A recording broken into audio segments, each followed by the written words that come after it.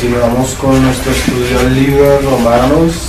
La última vez quedamos en el capítulo 3, quedamos en el capítulo 2 al final y vamos a comenzar el capítulo 3. El tema de nuestra enseñanza hoy es la universalidad del pecado. Los últimos 2 sábados hemos invertido tiempo en lo que Pablo hace, que es acusar a griegos y a judíos. Pablo llega al capítulo 3 y hace una conclusión final de lo que él viene hablando. Es como cuando en un juicio, hemos dicho que Pablo está como en un juicio, siempre en un juicio se pone al acusado y comienzan las pruebas y los testigos. Se le acusa de esto, se le acusa de esto, se le acusa de esto y se le acusa de esto. Cuando ya se han presentado todas las pruebas y los testigos, se le permite a la fiscalía, que es el ente acusador, hacer un alegato final. La fiscalía hace una conclusión donde muestra la culpabilidad de aquella persona. Eso es lo que hace Pablo. Primero muestra de qué se le acusa al judío, de qué se le acusa al griego, y ahora Pablo como que hace el alegato final de lo que él viene hablando. Curiosamente, hablar de estos temas 1, 2, 3 reuniones seguidas, uno diría, ya es mucha acusación, pero realmente Dios lo que intenta es dejar al hombre sin ninguna excusa delante. Así como cuando tú ves un juicio que es tantas las pruebas que se ponen delante del acusado, que todo el mundo dice, ya es culpable, condénenlo. No merece nada, merece el juicio, merece la condena, no merece nada. Eso es lo que está haciendo Pablo, llegar al hombre a que el hombre no tenga esperanzas en sí mismo. Esa es la obra del Espíritu Santo. Porque si no, el hombre no entendería qué es las buenas nuevas del Evangelio. Por eso el Espíritu Santo invirtió 3 capítulos prácticamente para acusar al hombre. Entonces vamos a leer el capítulo 3 de Romanos desde el verso 1 hasta el 8. Algunas cosas que Pablo habla acá más adelante las profundiza, entonces no vamos a entrar en detalle, pero nuestra parte importante va a ser desde el 9, pero leemos desde el 1. Dice 3:1, leemos desde el 1. ¿Qué ventaja tiene pues el judío? O sea, porque ya acusamos a griegos y a judíos. ¿O de qué aprovechará la circuncisión? Mucho, en todas maneras. ¿Por qué mucho? Porque de todos modos, gracias a los judíos, como dice Pablo aquí, primero ciertamente les ha sido confiada la palabra de Dios. Gracias al Señor por Abraham, gracias al Señor por la descendencia de Abraham, por Moisés, por el pueblo de Israel, porque Dios escogió a ese pueblo y ese pueblo fue celoso en guardar la palabra revelada por los profetas y la ley. Entonces ellos ciertamente son el pueblo escogido de Dios. La elección, los llamamientos que Dios le hizo a Israel son irrevocables. Solo que en el capítulo 9, 10 y 11 Pablo entra en detalle en eso. Por eso no vamos a entrar ahora en detalle por ahora. Pues que si algunos de ellos han sido incrédulos, porque no fueron todos, aunque sí los judíos rechazaron como nación al Señor Jesús, aún el Nuevo Testamento está escrito por judíos. Pablo era judío, Pedro era judío, Juan era judío, Judas era judío, Santiago era judío. El único escritor del Nuevo Testamento que no era judío era Lucas. Pero en su mayoría la primera iglesia fue judía. Las iglesias gentiles, aún a la que le escribe Pablo en Roma, la mayoría de los miembros posiblemente eran judíos. Entonces, no todos fueron incrédulos. ¿Y su incredulidad ha hecho nula la fidelidad de Dios? No, al contrario, de manera ninguna. Antes bien sea Dios veraz y todo hombre mentiroso, como está escrito, para que seas justificado en tus palabras y venzas cuando fueres juzgado.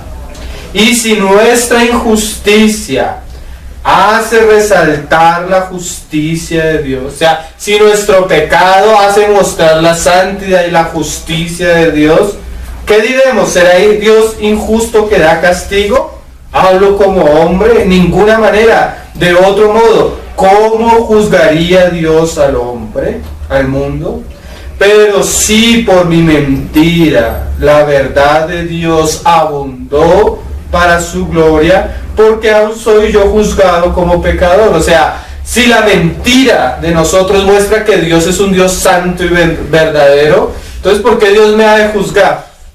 Y Pablo comienza a hablar irónicamente porque a Pablo se le acusaba de esto, a Pablo se le acusaba de decir esto. Pues entonces pequemos y pecamos para que sobreabunde la gracia. ¿Sí? Si somos justificados por la fe en Cristo porque Él murió por nuestros pecados, pues entonces pequemos. ¿Sí? Decían los judíos opositores.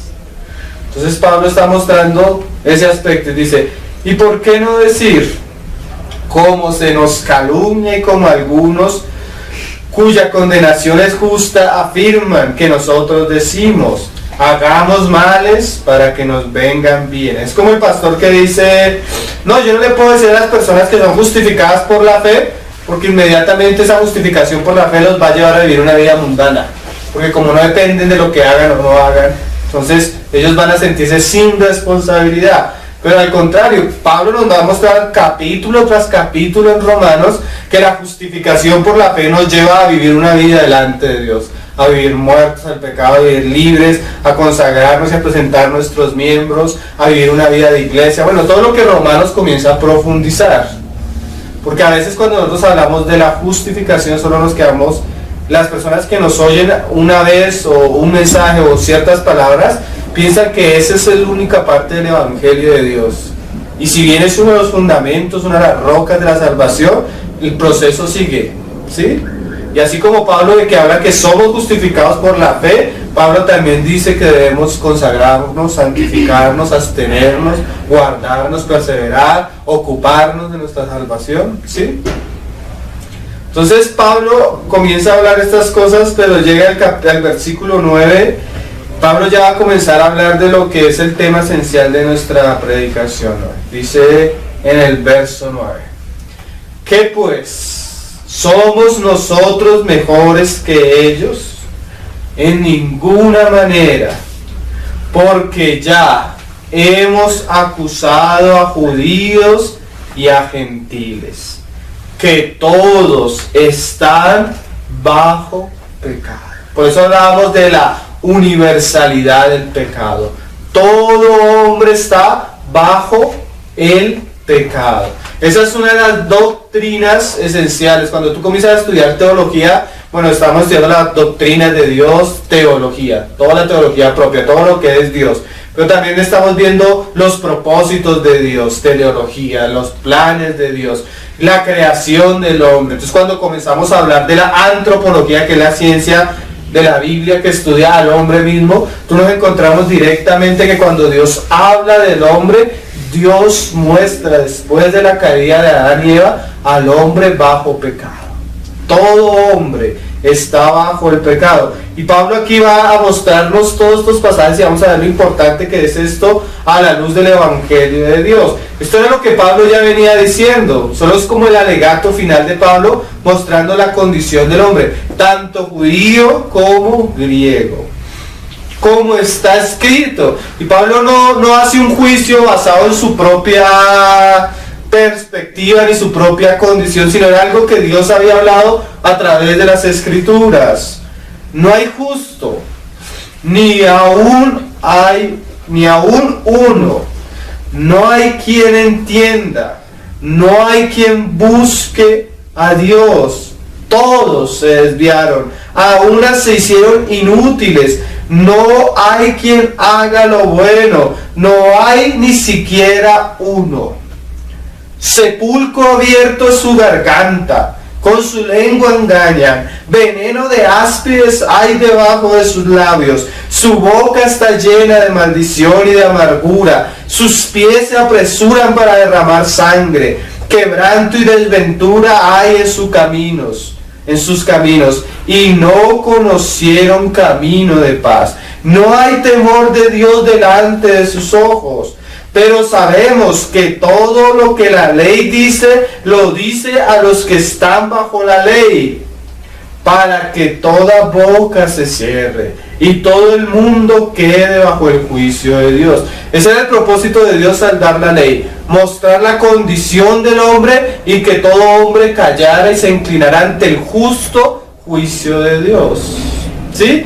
Dios no quería dejar al hombre sin un testimonio que le mostrara su condición, hasta que el hombre reconociera, como cuando ponen en un juicio a un criminal, hasta que el criminal reconoce que él es culpable. ¿Sí? Ese era el propósito de la ley. Cuando la ley viene no es para justificar al hombre, al contrario, es para condenarle. La ley es mala, no, la ley es buena, el problema es que nosotros somos los malos. ¿Sí? Y eso Pablo lo define claramente. Ya que por las obras de la ley ningún ser humano será justificado de él, delante de él, porque por medio de la ley es el conocimiento del pecado. Entonces es irónico encontrar, y eso lo vio Pablo y hasta hoy en día se ve. Tú pones un video en YouTube, un judío, judaizante, de Argentina, de cualquier país. Le recomendamos a todos los cristianos que se arrepientan de su fe porque es una fe falsa, un Mesías falso, un evangelio falso, Pablo era mentiroso, el Nuevo Testamento se contradice. El único camino es volver a la ley y obedecer todos los mandamientos de Dios. ¿Quién puede hacer eso? Nadie puede hacer eso, pero el hombre siempre, a pesar de que Dios muestre en su palabra, el hombre siempre se ha querido justificar en él mismo. Entonces, la universalidad del pecado no es un fenómeno extraño, sino es una condición de todo ser humano. Los que niegan, porque hay personas que niegan la universalidad del pecado, hasta predicadores hoy en día. Tienen que negar primero, si tú niegas que todos somos pecadores, primero tienes que negar el testimonio de las Escrituras, porque las Escrituras hablan de eso. Ahorita vamos a ver los pecados. No solo el testimonio de las Escrituras, tú tienes que negar toda la historia humana, llena de guerra, llena de violencia, llena de pecados, llena de maldad, ¿sí? Tú tendrías que quitar todos los periódicos y noticieros de hoy en día, donde lo único que se ve es la expresión de la maldad del hombre. A veces uno va caminando o lee una noticia y uno se sorprende de lo que puede llegar a ser un hombre, pero esa es la condición del hombre. No se puede esperar que de un árbol de naranjas se den manzanas. Si el árbol es malo, su fruto va a ser malo. Solo que el fruto a veces se expresa de una manera más visible que otra, pero el árbol es malo. Nosotros a veces nos sorprendemos aún de lo que nosotros podemos hacer, pero eso fue lo que heredamos de nuestro padre Adán. Y Dios quiere que nos veamos a la luz de lo que Él expresa. Por eso Pablo enfatiza tanto en esto. Si nosotros no quisiéramos ver pecado y maldad, lo único que podríamos hacer es quitar todo hombre, porque todos nacimos con una naturaleza corrupta. ¿Sí? El hermano Machiston decía: tú puedes ver el hombre borracho, patético, que está en el piso vomitando, si puedes ver la expresión del pecado. Pero también puedes ver al hombre que lleva 20 años sin tomar un trago, sin fumar, sin vicios, estudiado, buen padre, buen hijo, buen lo que sea, pero aún él también es un pecador. Y por su condición está bajo el justo juicio de Dios. Como tú tienes dos enfermos de SIDA, uno ya se dio cuenta de la enfermedad y está en el hospital tomando remedios y tratando de alargar su vida. Está enfermo de SIDA. Otro también está enfermo, no sabe que está enfermo, no tiene síntomas, pero la enfermedad la tiene, en algún momento se va a manifestar. ¿Cuál es la mayor expresión de la enfermedad, del pecado del ser humano? La muerte. La muerte es el testigo de que somos pecadores y nuestro alrededor. Porque aún la misma naturaleza carga los latigazos de nuestra desobediencia. ¿Sí? No solo debemos negar el testimonio de las Escrituras, la historia humana, sino también deberíamos negar nuestros propios pensamientos y hechos. Vamos a ver varios pasajes. Si quieren se los leo o va a ir, pero los tiene que ir a buscar rápido. Primera de Reyes, capítulo 8, verso 46. Que es cuando Salomón está orando por la consagración del templo. Dice: si pecaren contra ti, porque no hay hombre que no peque. ¿Sí? ¿Qué dice las Escrituras? No hay hombre que no peque. Porque uno va a evangelizar a una persona y lo primero que la persona dice: pero yo no soy malo, yo no soy un asesino, yo no soy un ladrón, yo no robo, yo no mato. ¿Sí? Pero no hay hombre que no peque. Tal vez no mata, no roba, pero el hecho de que usted no manifieste todos los síntomas no quiere decir que no esté enfermo. Como hay enfermedades, usted va a mirar en internet: tengo estos síntomas, síntomas de tal enfermedad, esto y esto y esto, pero no siempre se manifiestan los mismos síntomas. ¿Sí me hago entender? Hay personas que tienen una tendencia a la ira. Entonces la característica de su pecado es la ira, el enojo, la maledicencia, la amargura. Hay otros que tienen la tendencia a la lascivia. Entonces, ¿qué son? Adúlteros, lasciviosos, inmundos de pensamientos, codiciosos. ¿Sí? Hay una persona que tiene la tendencia al robo, a la drogadicción, al homosexualismo. Varios síntomas. ¿Sí? Pero si usted tiene en esta enfermedad, la palabra es tan clara que dice esto. Si usted tiene un síntoma, es que es pecador. No necesita tenerlos todos, con un síntoma, con el quebrantamiento de un mandamiento de Dios. Como un día le decía a una persona, si usted va a ir, lo van a juzgar, mató a una persona, sí la maté, pero yo no soy un asesino. ¿Por qué no soy un asesino? Porque yo no he matado más de una persona, solo he matado una. Una lo convierte en un asesino. No necesita matar 10 o 15. ¿Cuántas mentiras necesitas decir para ser mentiroso? Pero no soy tan malo. Como una hermana decía, es como un ejemplo. Tú vas a saltar un río y el río tiene 50 metros. Entonces llega el atleta y salta 15 metros. No alcanzó. El espacio es 50 metros. Llega otro, 10 metros. Tampoco alcanzó. Otro, 2 metros. Llego yo, 1 metro. Pero ninguno pudo pasar. Saltó más, saltó menos, pero todos cayeron al hueco. Así es el pecado. Unos más, unos menos, pero todos vamos directo a experimentar el juicio y la ira de Dios si no nos arrepentimos. ¿Sí? Porque es que nuestra justicia humana es... Mira lo que dice el Salmo 143, verso 2.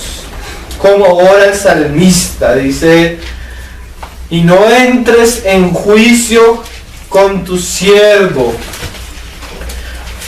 porque no se justificará delante de ti ningún ser humano.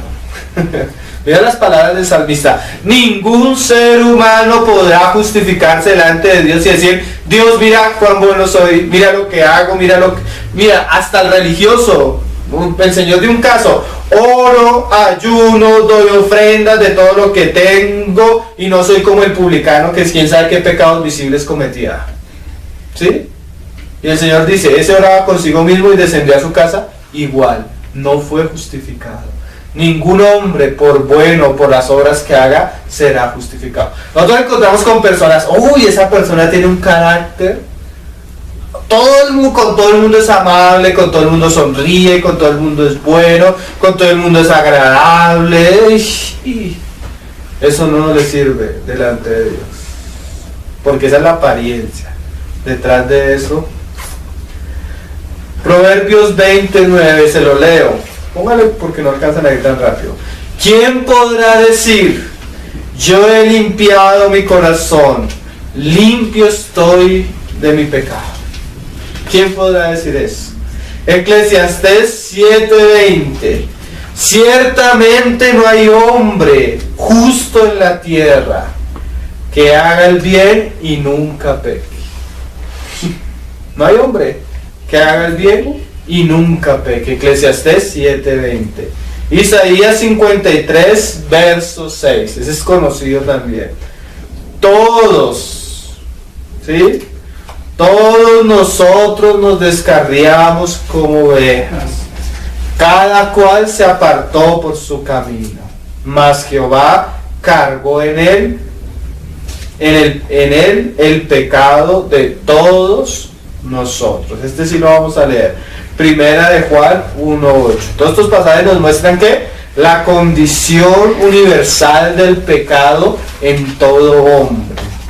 Este pasaje nos muestra cómo una persona puede rechazar este testimonio en las Escrituras, haciéndole mentiroso a Dios en su justicia. Esto tiene muchas implicaciones, hermanos. Reconocer la condición del ser humano nos debe cambiar nuestra perspectiva acerca de la evangelización, de cómo nosotros predicamos el evangelio que nosotros presentamos. ¿Por qué? Cuando viene una persona a pedirte un consejo, y siempre lo hemos dicho, nosotros muchas veces comenzamos a decir, no, haz esto, y haz aquello, y haz esto, y haz aquello, y lo único que estamos haciendo es poniéndole un remiendo nuevo a un vestido viejo. Y el Señor no vino a remendar cosas viejas, el Señor no vino a arreglar algo malo, el Señor no vino a remendar algo, el Señor vino a hacer algo nuevo, ¿sí? Pero para que el Señor pueda hacer algo nuevo, lo viejo tiene que ser totalmente desechado. Debe ser considerado como inútil. ¿Sí? Primera de Juan, capítulo 1, verso 8. Mira lo que dice Juan al que niega que es pecador. Si decimos, porque eso uno cuando evangeliza se encuentra muchas personas que dicen esto, que no tenemos pecado. ¿Qué está pasando? Nos engañamos a nosotros mismos. Y la verdad no está en nosotros. Entonces mira lo que está diciendo Juan. Una de las características de un corazón endurecido y engañado es aquel corazón que no reconoce sus pecados. ¿Sí? Yo no he pecado, yo no soy malo, no. Eso es una ausencia de la verdad. Es una ausencia de la luz de Dios, es una ausencia de que realmente estamos caminando con el Señor. Una vez una hermana dijo, cuando yo me convertí al Señor me di cuenta, mira lo curioso, cuán pecadora era. ¿Cómo así? O sea, cuando tú estás cerca de la luz, tú vas a comenzar a ver tu maldad. Pero una de las obras más terribles de Satanás es la justicia propia. Eso es terrible. Eso es una manera como Satanás endurece el corazón de la persona, llegándolo a ver que ella en sí misma no es mala y a justificar su pecado. Pero si confesamos nuestros pecados, Él es fiel y justo para perdonar nuestros pecados y limpiarnos de toda maldad. Un hermano cuenta una parábola como para entender estas cosas. Dice el hermano que están dos niños en la cabaña de los abuelos. El niño coge la cauchera y sin culpa le manda una piedra y coge y pum, mata a uno de los patos preferidos del abuelo. El niño al ver lo que ha hecho coge el pato y lo esconde y le dice a su hermanita que silencio, que silencio. Entonces llega el niño y está con los abuelos y entonces el abuelo le dice al niño, oye, necesito que vayas y me hagas oficio en los cuartos de adentro. Le dice él a la niña. Entonces la niña dice, no, yo no tengo ganas de hacerlo, mi hermanito se ofreció a hacerlo por mí. Entonces el hermanito no, entonces la niña. Entonces para que no lo acuse, para que no lo delate, él vaya a ese oficio. Después la abuela, mijita, necesito que vaya y traiga la comida. No, mi hermanito se ofreció a traer la comida. Entonces el hermanito, entonces la hermana ahí, contra él, aprovechándose. Eso es lo que hace Satanás cuando nosotros no confesamos nuestro pecado. Se aprovecha, nos atormenta, nos amarga, nos aparta, nos endurece. ¿Por qué? Por la vergüenza de no confesar. Dice la palabra, el que confiesa su pecado alcanza misericordia. Pero cuando tú escondes tu pecado, tienes a Satanás ahí. Hasta que el niño dice, abuelo, yo maté el pato. Y el abuelo le dice, sí, yo sabía. Solo estaba esperando a ver cuánto tiempo vas a soportar a tu hermana. A ver, el Señor está esperando a ver cuánto tiempo va a soportar la acusación, la vergüenza. El que confiesa su pecado y se aparta, alcanza misericordia. Y limpiarnos de toda maldad. Si decimos que no hemos pecado, le hacemos a él ¿qué? Mentiroso. O sea, cuando nosotros decimos no he pecado, lo que estamos diciendo, lo que Dios dice no es verdad. O sea, estoy poniendo mi justicia por encima de la palabra de Dios, por encima del testimonio de las Escrituras. Y no solo el testimonio de las Escrituras, de la evidencia misma.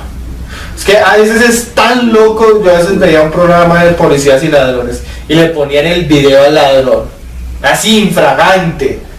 ¿Cómo se considera? Inocente. Ay, ya raya la locura, ¿no? Que el hombre al ver su condición todavía se considera inocente. y su palabra no está en nosotros. Esto es muy interesante porque ahorita vamos a hablar un poco, hermanos, acerca de un poco del evangelio apóstata que se está predicando en nuestros días. Cuando una persona no habla del pecado y no muestra la condición al pecador, la evidencia primera que uno puede ver es que el que está hablando en él no mora ni siquiera la palabra. Ahorita lo vamos a hablar un poco. Vamos a ver el testimonio de un hipócrita. Mateo 19, verso 16, capítulo 19, verso 16 de Mateo. ¿Por qué el testimonio de un hipócrita? Porque este hombre que era malo y su condición es caída como la de todos los seres humanos, no veía su pecado. Este es como el fariseo que narra el Señor cuando vienen a orar al templo con el publicano. Señor, yo no soy como los otros. No, él es de una raza mejor. ¿Sí? No es como los otros, es mejor. Mira lo que dice este hipócrita joven rico. Mateo capítulo 19, verso 16. Toda esta conversación es bastante interesante. Hay palabras que uno las baja a veces por alto, pero tienen un valor en medio de lo que estamos hablando. Es la historia de aquel joven rico que vino al Señor, dice. Entonces vino uno y le dijo: Maestro bueno, ¿qué bien haré para tener la vida eterna? O sea, uno que quiere hacer cosas para obtener la vida eterna, la obra de Dios, la justicia de Dios. Él le dijo, mira las palabras que le dice el Señor a este hombre: ¿por qué me llamas bueno? Ninguno es bueno, sino uno, Dios. ¿Qué comenzó a decirle el Señor? Mira, si tú me llamas bueno, primero que todo, ¿estás reconociendo que soy yo Dios? Porque solo hay uno bueno, es Dios. Y eso también le está diciendo, tú no eres bueno. Solo hay uno bueno, es Dios, tú no eres bueno. O sea, en la conversación cada palabra toma valor. Mira lo que le dice el Señor. Porque si tú te quieres justificar por tus obras, el Señor te va a poner a hacer obras. Más si quieres entrar en la vida, guarda los mandamientos. ¿Quieres hacer cosas? Ahí está la ley. ¿Para qué está la ley según Romanos? Para mostrarnos nuestra condición. ¿Ustedes creen que este no conocía la ley? La conocía. Le dijo cuáles. Y Jesús le dijo. Mira que el Señor comienza, por lo menos en el decálogo, que son los 10 mandamientos. Los primeros mandamientos son en relación a Dios. ¿Sí? Amarás a Dios con todo tu corazón, con toda tu mente, no pondrás ídolos de la... Bueno, todo en relación a Dios, la santidad de Dios y el nombre de Dios. Después de nuestra relación con Dios, viene nuestra relación con nuestros semejantes. ¿Sí? Ese es el orden de los mandamientos. ¿Por qué el Señor no comienza con los mandamientos directamente relacionados con Él? Va a comenzar con los mandamientos que de alguna manera son más grotescos, más visibles. Matar, adulterar, ¿sí? Robar. ¿Por qué? Porque esos son los que siempre las personas dicen, pero si yo no mato, ¿cierto? Eso ahí, ¿qué estaba haciendo el Señor? Sacando a la luz la justicia propia de este hombre. Entonces le dijo, ¿cuáles? Jesús le dijo, no matarás. Y el hombre comenzó, no adulterarás,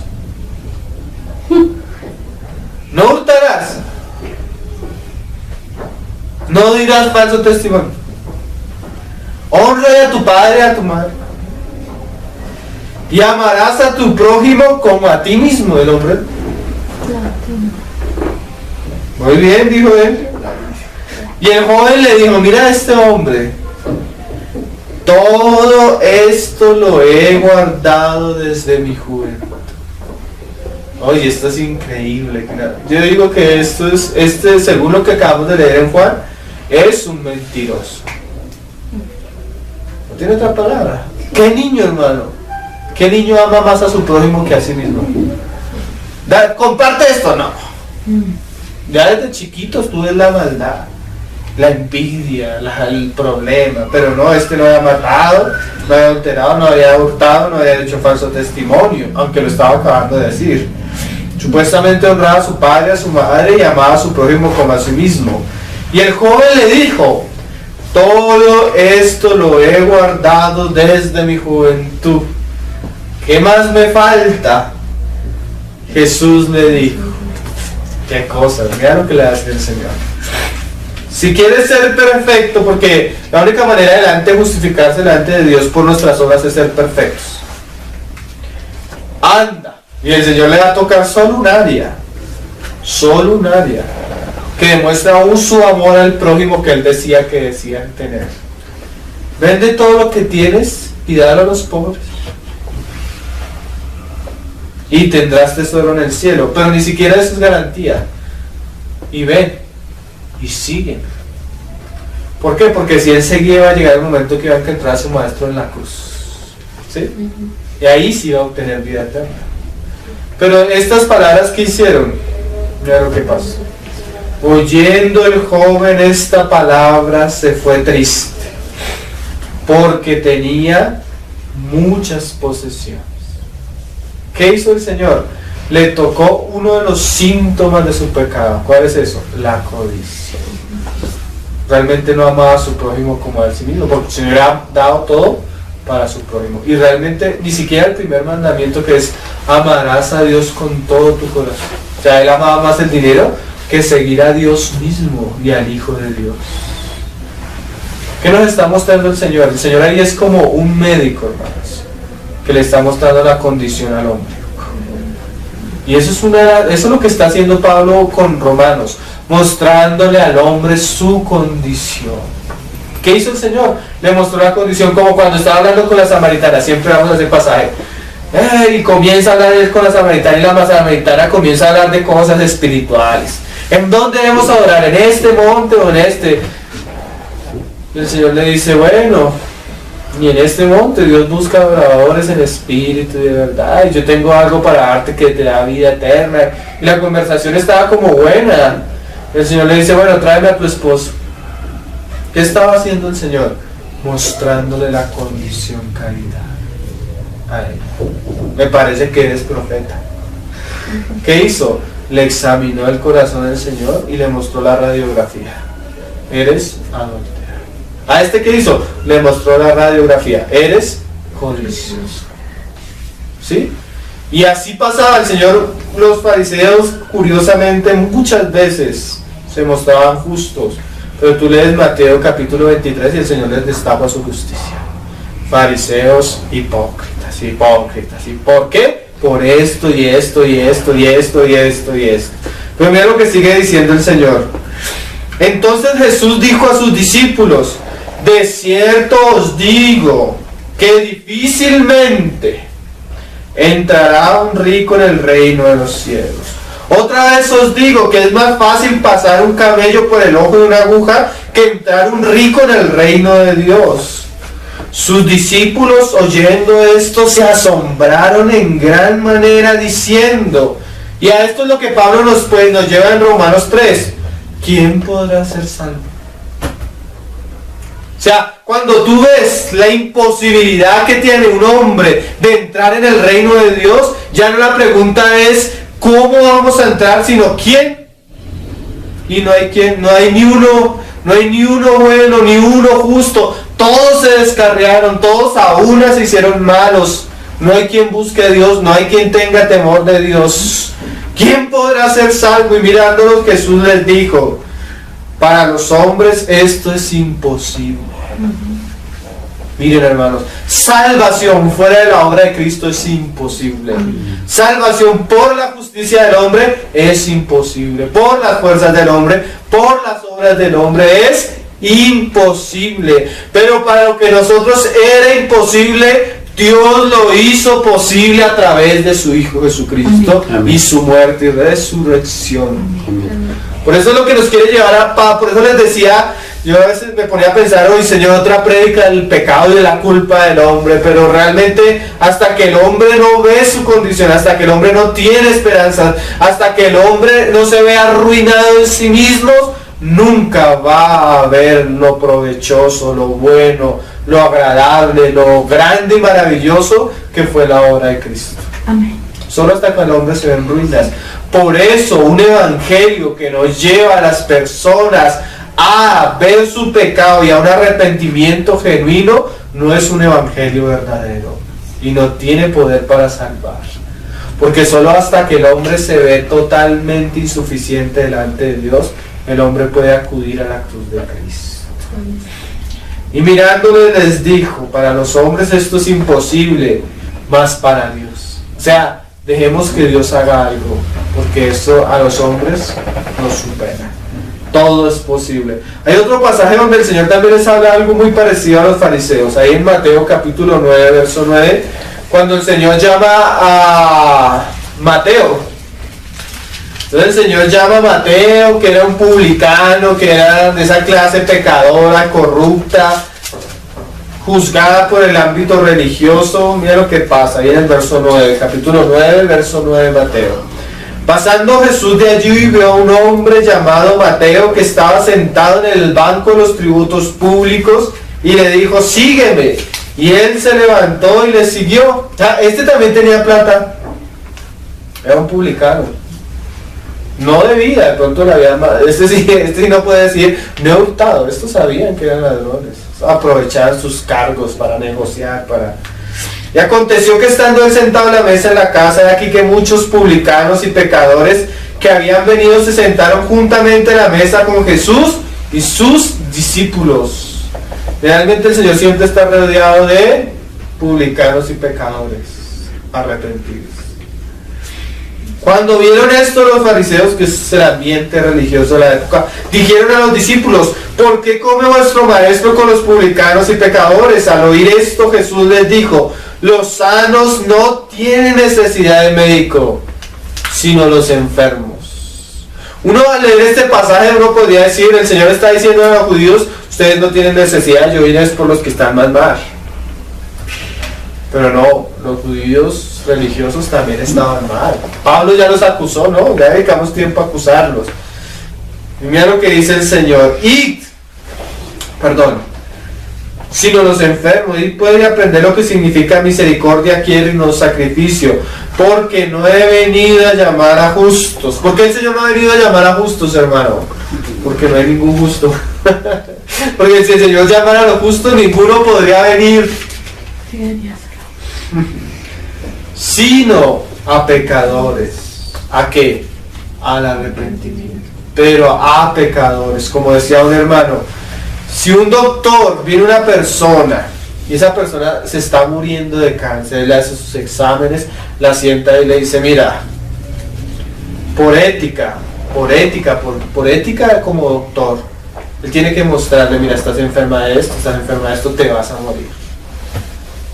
Si esa persona no lo hace, está faltando a su ética, ¿sí?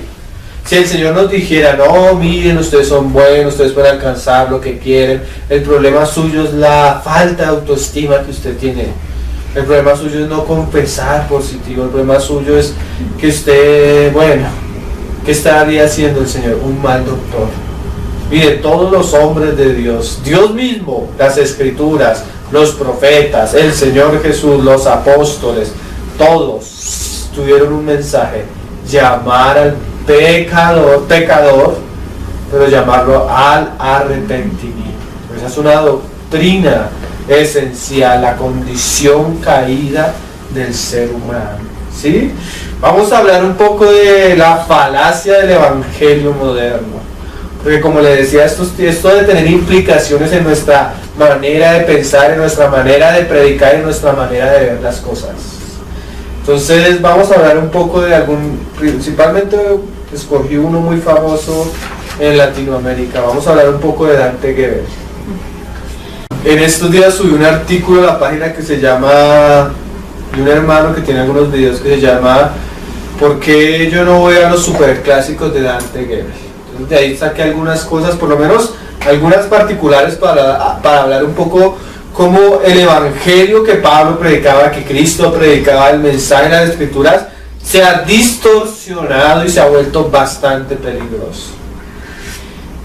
Miren, hermanos, aunque Dante Gebel, que es como uno de los representantes aquí en Latinoamérica del movimiento de fe, de prosperidad y esas cosas, habla de Jesús y de alguna manera cuando al final de sus eventos lleva a las personas a recibir a Jesús, Tú nunca encuentras en un mensaje de él generalmente palabras como pecado, arrepentimiento, justificación, redención, vida eterna. Esos mensajes carecen de las palabras. Aunque se le lleva al oyente a hacer una oración, muchas veces el oyente no es consciente por qué hace la oración. Es más, las cosas que se le proporcionan a través del mensaje que predican este y otros predicadores famosos no son las cosas que prometen las escrituras. Mira lo que promete este hombre. Estas son frases sacadas de lo que él promete en sus superclásicos, lo que le promete a los jóvenes, 5,000, 10,000 que lo escuchan en un día. Mira lo que le promete a este hombre. Dios cumplirá todos tus sueños y tus visiones. Imagínate el mensaje que le dio el Señor al joven rico. Venda todo lo que tiene, déselo a los pobres y venga a mí. Este no dice venda todo lo que tiene, sino Dios le va a dar más lo que tiene. Tus sueños, tus visiones las va a cumplir. Y eso suena bonito y agradable, pero sí, eso es como prometerle a un enfermo de cáncer que le queda un mes de vida, que va a tener todo el dinero para recorrer todo el mundo en los próximos 30 años de su vida, cuando en un momento la vida se le va a acabar. ¿Sí? ¿Sí me hice entender? Prometerle a alguien que está a punto de morirse sueños, visiones, y llevarlo a un arrepentimiento sincero es entregarlo a la codicia sin que su vida interior cambie en ningún momento. Dios te hará famoso en este mundo, pues como Él ya es famoso en el mundo, ¿sí? Pero es exactamente lo opuesto a lo que Cristo dijo. El Señor dijo, el mundo os aborrecerá. No, pero hoy los cristianos le prometen a las personas que quieren seguir a Cristo que el mundo van a hacer llegar a ser importantes en el mundo, cuando el mismo Señor ni siquiera llegó a ser importante en el mundo. Dios te va a dar todo lo que quieres. Imagínate que le hubiera dicho el Señor al joven rico. No, porque yo a veces me pongo a pensar, porque a veces el Señor era tan directo con personas que lo querían seguir. Un día llegó uno y le dijo, Señor, a donde quieras te seguiré. El Señor le dijo, mire, devuélvase. El Hijo del Hombre no tiene ni dónde recostar su cabeza. ¿Qué le estaba diciendo? Si viene a mí por cosas materiales, no es el camino. Yo no tengo nada en este mundo. Pero hoy el evangelio de los evangelistas famosos promete ¿qué? Prosperidad. Cuando el mismo Señor hubiera podido haberle dicho, imagínate, el Señor le ha dicho al joven pobre, no, mira, siembra una 10ª parte de lo que tienes y el Señor te va a multiplicar 10 veces, porque Dios es bueno. No, el Señor no le dijo eso al rico. ¿Por qué? Porque lo que quería el Señor mostrarle a ese joven rico era la codicia que había en su corazón, que es un pecado, que muchas veces quita la mirada de las cosas de Dios y vuelve el corazón ¿qué? Codicioso a las cosas de la tierra, porque donde está nuestro tesoro, ahí también está nuestro corazón. ¿Sí ven que a veces cosas tan sutiles son tan contrarias al evangelio de Dios? Mira lo que dice esto. Cristo vino para darte un propósito. Hay un libro muy famoso, Una vida con propósito. Pero muchas veces esos propósitos están ajenos a de la voluntad de Dios, del propósito de Dios. Simplemente es una manera egocéntrica de cumplir todo lo que nosotros deseamos. Dante dice muchas veces, el cielo te aplaude de pie. ¿Saben cuál es la única forma que en el cielo haya fiesta? Cuando un pecador se arrepiente. Pero estos hombres dicen que a ellos no les gusta hablar de pecado y eso, porque eso ya no está de moda.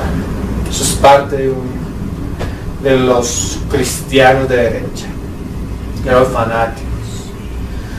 Mire, también dice, Dios me dice que no hay ninguno en el cielo como tú.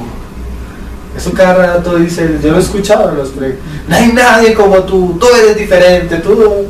Pero para la Biblia dice, todos son de una misma clase, pecadores. Si es lo contrario, que puede ser palabras tan bonitas, Gánate el derecho a vivir, les dice Dante que a los jóvenes. Cuando el único derecho bajo la justicia de Dios para el hombre es el fuego eterno. ¿Sí? Debes dejar un legado para el mundo, para que el mundo no te pueda olvidar. En primer lugar, Dante Gebel solo predica lo que la gente quiere oír. Por eso son tan famosos. Eso los hace famosos. Que su evangelio endulza lo que la gente quiere oír. Mira lo que dice 2 Timoteo 4:3. Porque vendrá tiempo cuando no sufrirán la sana doctrina. Porque la sana doctrina es terrible, hermanos. Imagínate que venga una persona así con ganas de querer saber de Dios y con esto, así como este joven, y tú le digas, mira, lo primero que necesitas estar seguro es que estás muerto en tus delitos y pecados. Que todo lo que eres, que todo lo que hagas son solo trapos de inmundicia delante de Dios. Que lo único que te puede salvar es que te arrepientas de todo lo que has hecho, de lo que eres, y corras a los pies de Cristo y halles el perdón y la justicia de Dios. Para aquel que se cree bueno, eso es terrible. ¿Sí? Como le decían los fariseos, tú, le decían al Señor déspotamente cuando Él les hablaba, tú eres un samaritano, ¿sí? Endemoniado. ¿Por qué? Porque les decía la verdad. Como decía Pablo, creo que a los Corintios, me he hecho vuestro enemigo por deciros la verdad. O sea, esa es la verdad no justa. Pero es que es una verdad que salva. Estas lisonjas, este evangelio superficial, no solo nos salva, hace a las personas 2 veces más hijos del infierno, sino que teniendo el comezón de oír, se amontonarán maestros conformes a sus propias concupiscencias.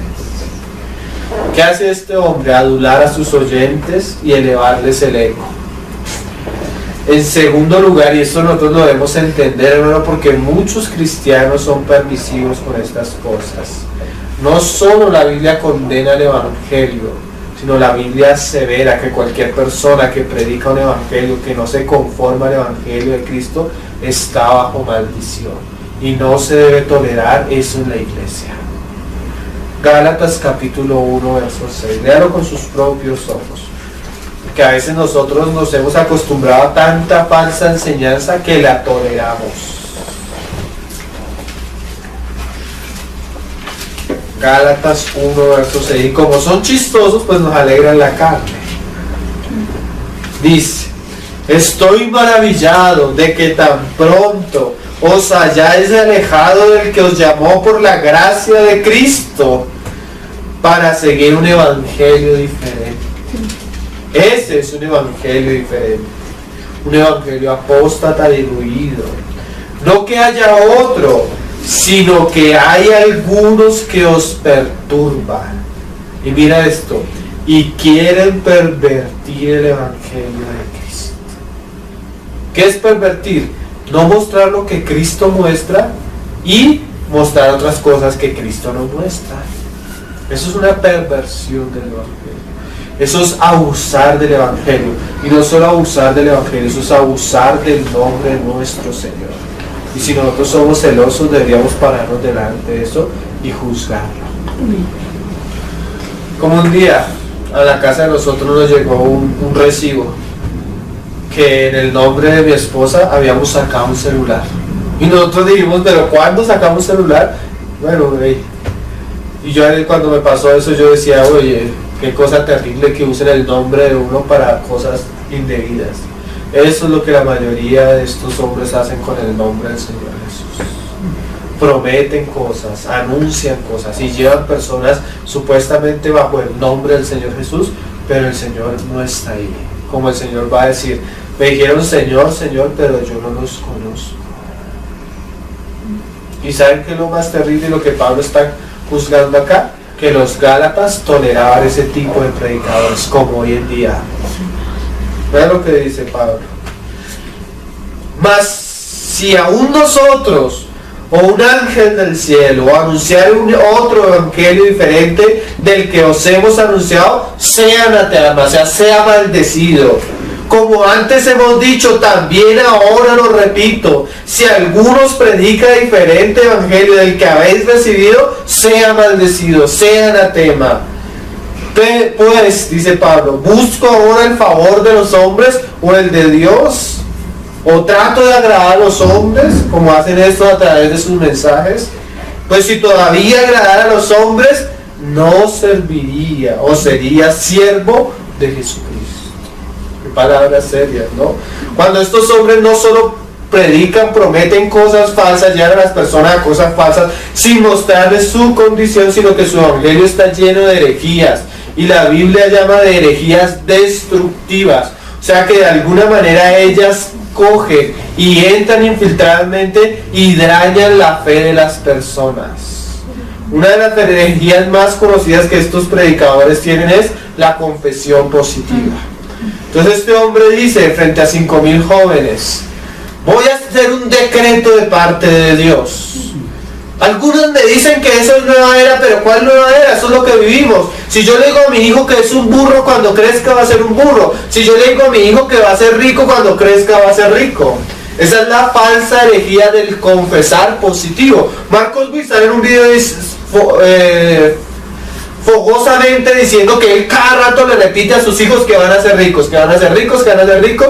Y dice, y los he escuchado: papá, cuando yo sea rico... Entonces dice, la palabra tiene poder, ¿sí? Esa es la herejía destructiva de la confesión positiva. Dante Gebel hace eso. Mira lo que hace Dante Gebel. En vez de predicar el verdadero evangelio que muestra la condición del hombre, lo que hace con su confesión positiva es negar la obra del Espíritu Santo de conducir a las personas al arrepentimiento, que la persona reconozca su pecado, lo confiese y vaya a Cristo. Pero entonces este hombre se para frente a 5,000 jóvenes y les dice: hago un decreto de parte de Dios. Se lo va a leer más o menos como así dice. Él cree en el poder creador de sus palabras y dice: yo decreto, mando y confieso erradicar todo odio, toda envidia, todo rencor, toda mala fama y todo chisme. ¿Sí? Él decreta que eso va a ser quitado de todos aquellos sobre los cuales él está hablando. Pero lo que él no está haciendo es mostrarles que eso es consecuencia de todos los pecados de ellos. El odio, el chisme, el rencor, todo eso es ¿qué? Fruto de la carne. O sea, es que pecado. Y en vez de decretar, él lo que debería estar diciéndole es: arrepiéntanse de sus odios, de sus chismes, de sus rencores. ¿Sí? ¿Me hago entender? Pero él cree que con un decreto va a erradicar eso de la vida de las personas. Ningún pecado sale, así como ningún mal sale hasta que se estirpe. Y la manera que se estirpa el pecado en nuestra vida es cuando vamos a la cruz de Cristo y lo confesamos. Ningún decreto sirve.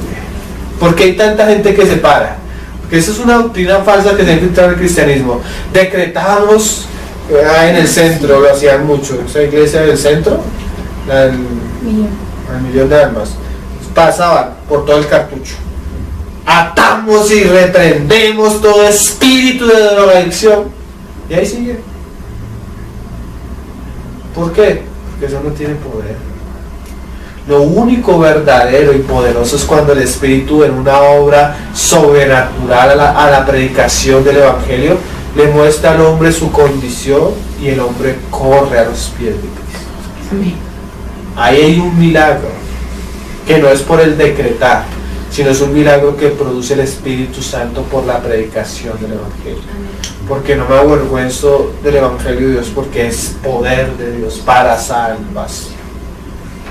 ¿Sí? Pero se han metido tantas prácticas que no se encuentran en las Escrituras.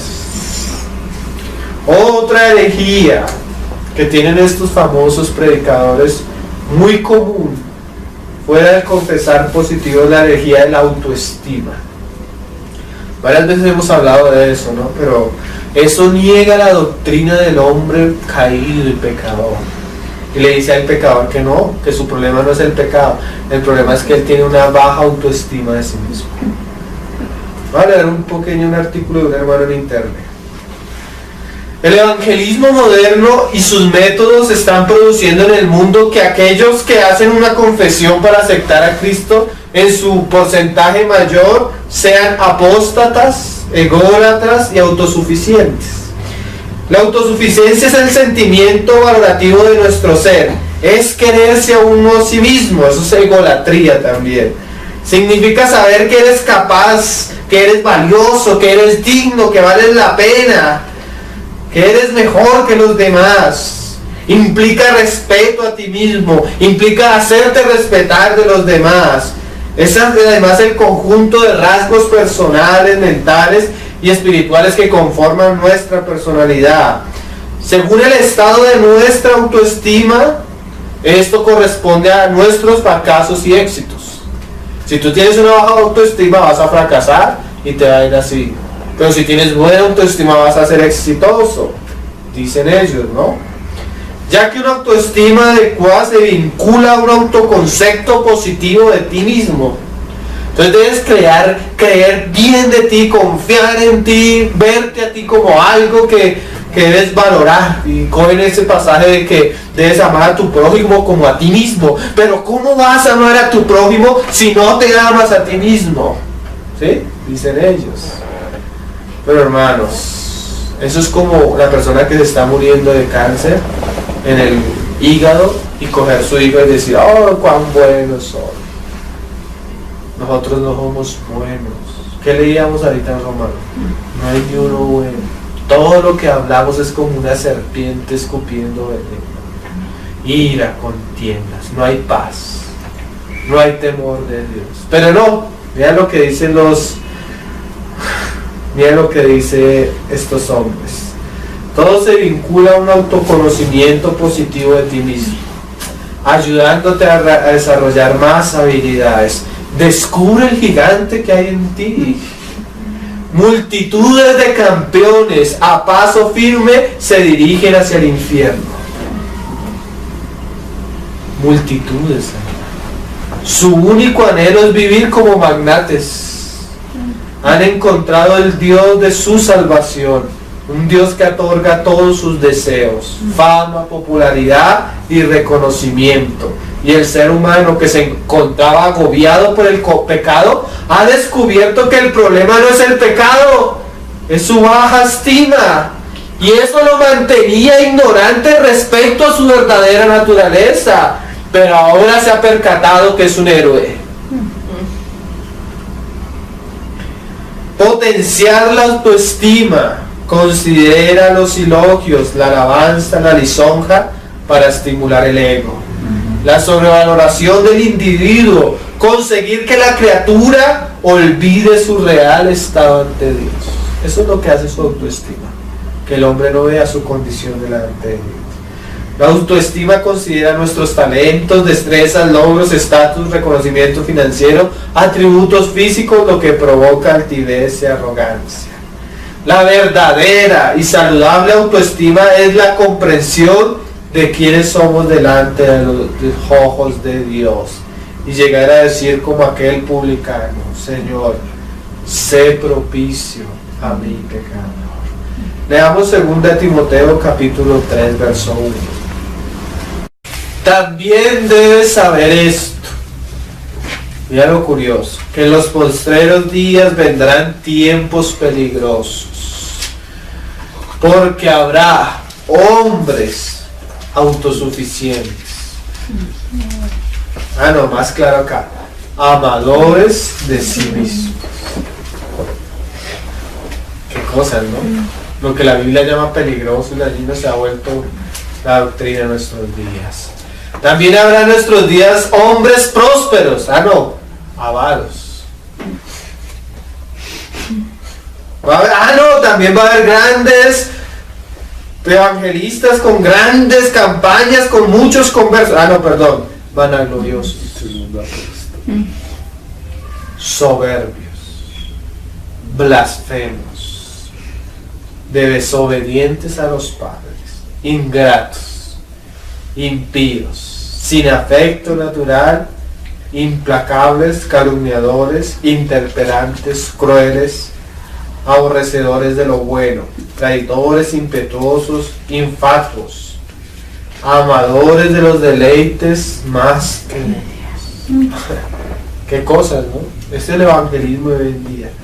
Que tendrán apariencia de piedad, ¿no? Como Benny Hill, que sale vestido de blanco, y tú lo ves y cabello blanco, parece un ángel.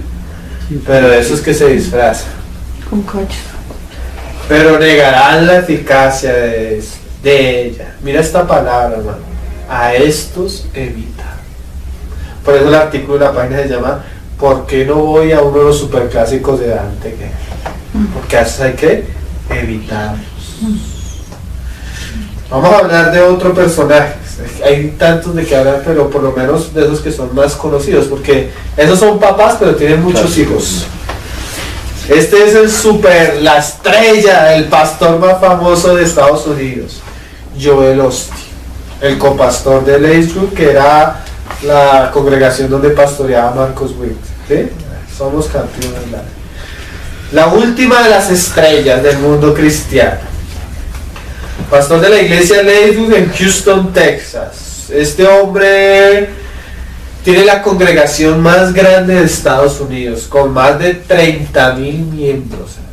Ellos cogieron un estadio de basquetbol y lo reconstruyeron para el lugar de reuniones. Firmó un contrato, mira, este hombre firmó un contrato que supera los $10 millones con una editorial por los libros que él publica. Ninguno, miren, ni gobernante, ni en el mundo, hermano, ha firmado ningún hombre un contrato tan alto por un libro en una editorial. Este hombre es el pastor más famoso de Estados Unidos y transmite sus programas a todo el mundo. Joel Osteen, mira, dice este hombre, se aprecia no utilizar la Biblia para predicar, casi nunca habla de pecado. Para él, según él en una entrevista dijo esto: a la gente no le gusta ir a la iglesia y que le digan qué mal ha hecho, eso no les edifica. O sea, el hombre no habla de pecado ni esas cosas porque eso a la gente no le edifica. Esta popularidad, por supuesto, es debida a su mensaje. Esquiva, o sea, él cuando habla esquiva todo asunto controversial. No habla del pecado, no habla del juicio, no habla del infierno, no habla de los homosexuales, no habla de eso. ¿Por qué? Porque son temas controversiales. Osteen proclama un mensaje positivismo puramente. El título de su primer libro se llama Su mejor vida dura y resume lo que Osteen tiene como enseñanza a sus audiencias. Él dice en este libro que para alcanzar a Dios debemos seguir 7 pasos. ¿Sí? No hay arrepentimiento, no hay fe, sino 7 pasos para alcanzar la salvación, ¿no? Alcanzar una vida feliz, sana y bendecida.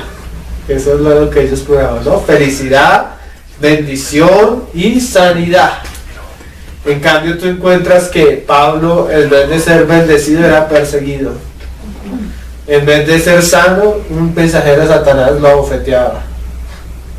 Y claro, Pablo sí tenía una felicidad, pero no una felicidad que le otorgaban sus bienes materiales, sino un gozo que producía el espíritu aún en sus persecuciones. ¿Sí? Pablo no tiene nada de positivo en su mensaje. Porque estos hablan de confesar positivos. Lo que yo confieso me va a otorgar, me va a suceder. Y Pablo decía, el Espíritu me ha dicho que voy para Jerusalén y me esperan cadenas y me espera, no está confesando positivo.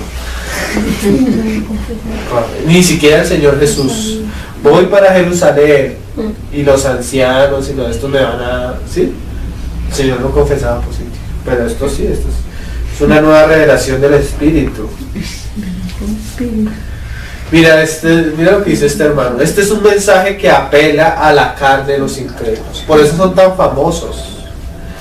Y daría razón del estatus del superestrella que él ahora tiene, ¿no?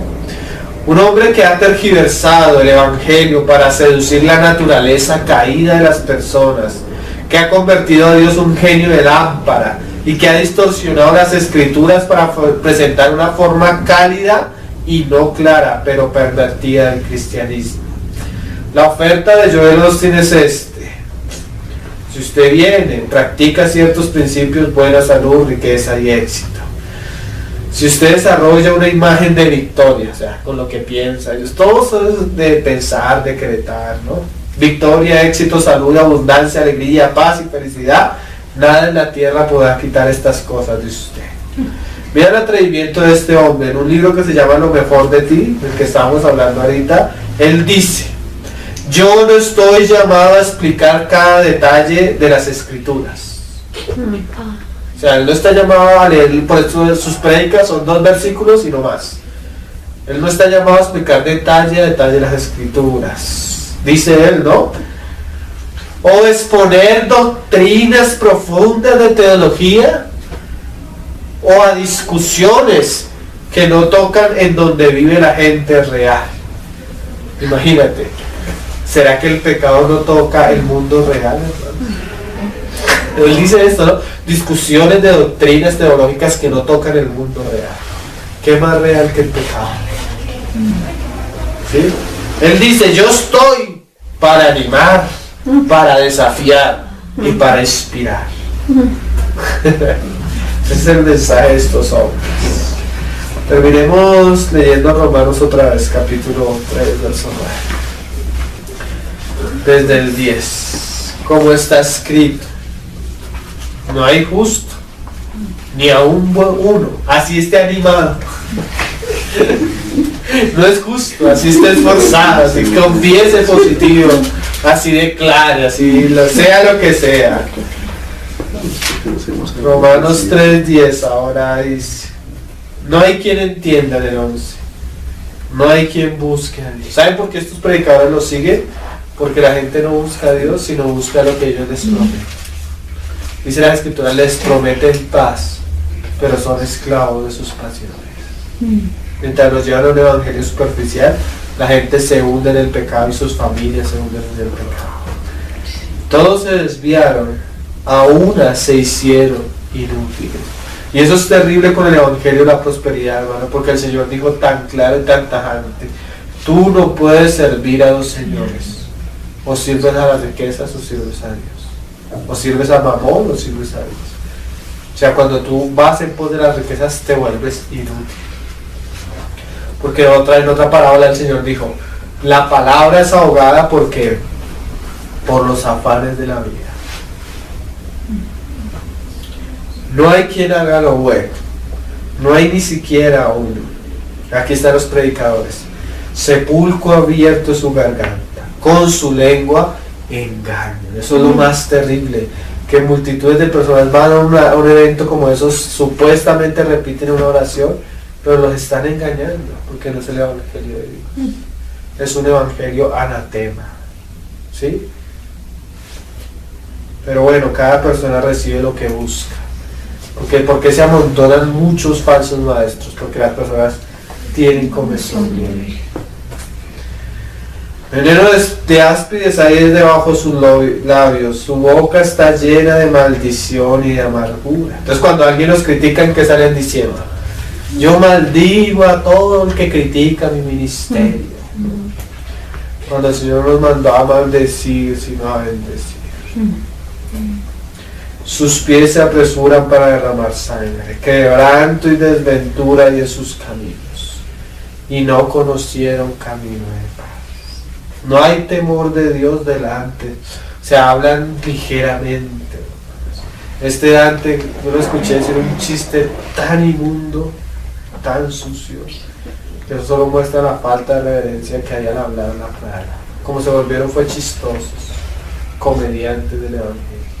Sí. Pero sabemos que todo lo que la ley dice, lo dice a los que están bajo la ley, para que toda boca se cierre y todo el mundo quede bajo el juicio de Dios. Eso es llevar el evangelio, allá de las personas a temer a Dios, inclinarse de Dios, humillarse delante de Dios.